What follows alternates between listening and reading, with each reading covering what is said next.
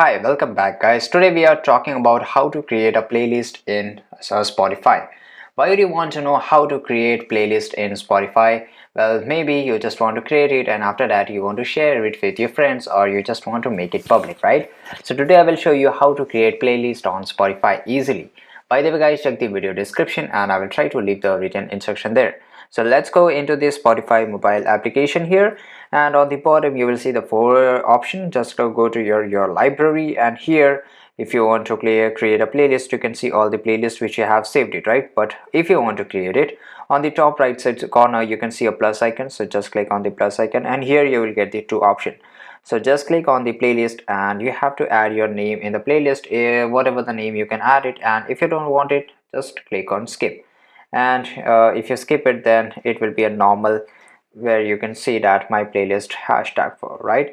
And here these are the songs which has already been added, and if you want to add the songs just click on add songs, and here you can add your songs in the playlist in this way, right? You can use the search box to search it, and this is it. And after that, if you want to share it with your friends and all that, just click on here, and here you can just share your playlist with your friends, and after that you can just listen to with them.